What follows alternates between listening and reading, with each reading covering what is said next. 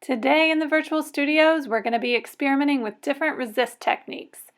So grab some crayons and tape and some paint and get ready for some adventures in resist.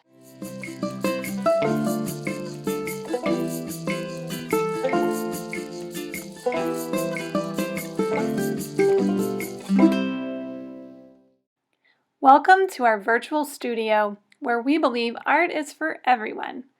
Today we're talking about resists. A resist is something like tape or wax that an artist uses to cover parts of a surface with drawings, patterns, or words. When the artist puts color on a surface, the color sticks everywhere except for the places where the resist has been. There are lots of really cool examples of resist in artwork, including these batiks, which are made when artists paint with hot wax on fabric and then either dye or paint over top of them. Another example of a fabric resist is tie-dyeing or shibori dyeing, where artists fold, bunch, and twist fabric to create areas that will resist color. You can also find a lot of examples of the resist technique in mixed media work and on ceramics.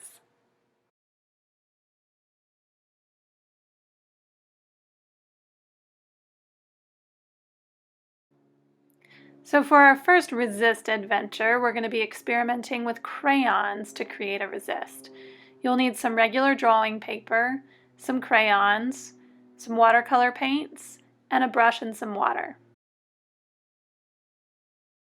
I'm starting here with a white crayon because it's really dramatic.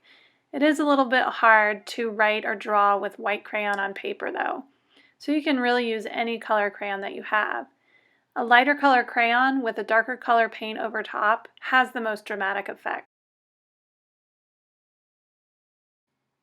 One thing to keep in mind when you're doing crayon resist is to push down hard with your crayon and create nice even color so that it will resist the paint really well.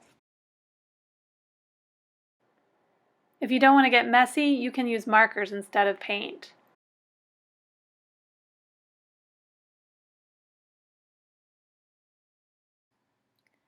The next resist technique I'm going to show you is a tape resist. And for this you need a special kind of tape called painter's tape.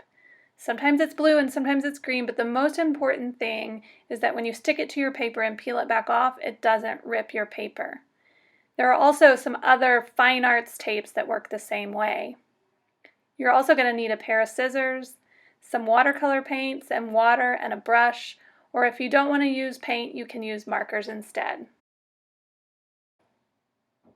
Here I'm creating an abstract tape resist piece. That means I'm cutting my pieces of tape and just placing them wherever I want to on my paper. Once you've done that, you can take your brush and fill in all the white spaces. Make sure to paint it right up to the edge of your tape and sometimes a little bit over.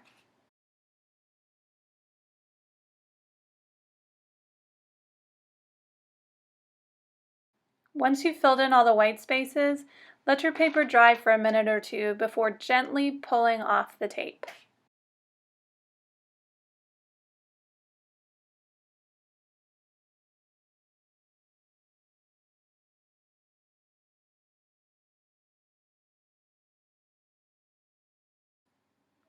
Here are some project ideas of things that you can do with these resist techniques.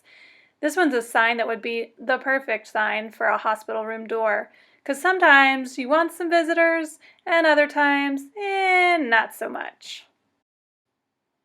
And here's a crayon resist project that helps you send a secret message, because you don't always want to broadcast exactly what's at the forefront of your mind.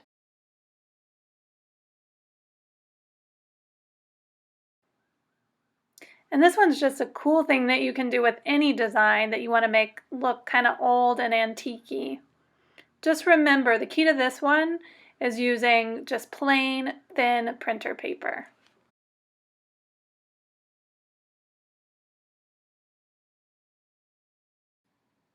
And here are a few more examples of artwork created by young artists just like you using these same techniques.